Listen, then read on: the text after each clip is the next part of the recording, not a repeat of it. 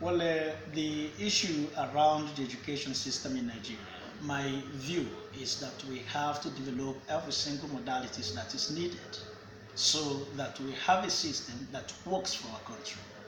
With the current academic system that we have in this country, we will not go anywhere with that because our academic system is not designed such that whoever is capable of getting into the university gets into it.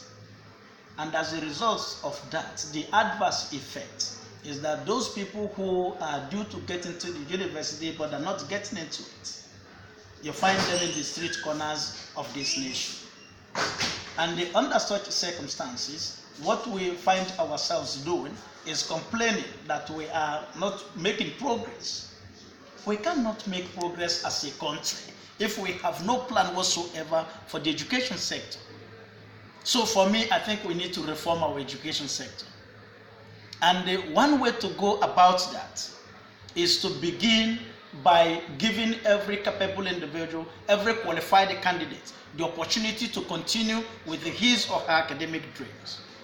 That dreams, pursuing our dreams is one thing that has not been happening.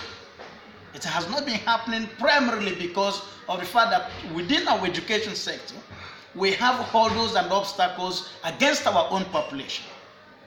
By the special grace of God, I was the academic development officer of the entire School of Social Sciences, College of Humanities, University of KwaZulu-Natal, South Africa.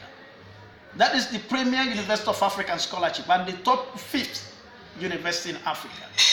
That university has in itself made the way very open for every individual who is capable of coming into the university because of a qualification to come in. Where we stand, we have a big problem, and the problem is being precipitated by such institutions or boards like JAMB.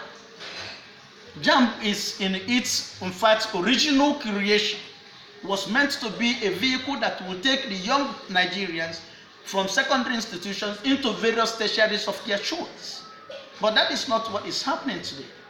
What we have today is that there are JAMBs in themselves are serving as obstacles. And why do I get worried about JAMB in particular? This board that goes about testing and examining our children do not have lecturers.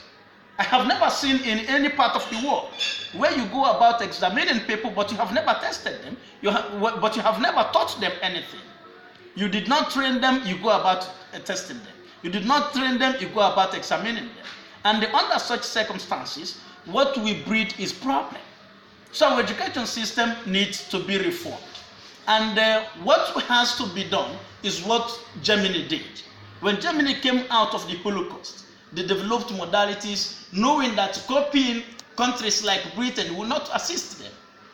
Nigerians parading ourselves now as though we are tough, which can only check our kilometers we have worked academically by knowing the number of Nigerians who are studying in Ghana, the number of Nigerians who are studying in South Africa, the number of Nigerians who are off the shores of this nation.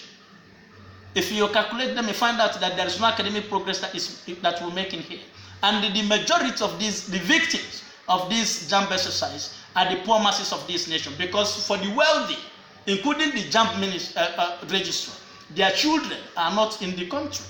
They are studying somewhere outside Nigeria where they do not have to go through the problems of JAMB. To deal with that, and in the subsequent time, I will talk to you about how we'll be able to accommodate more Nigerian citizens into our universities than we currently enroll. Today we enroll only 600,000 people, and every year we have about 2 million people who go about writing JAMB.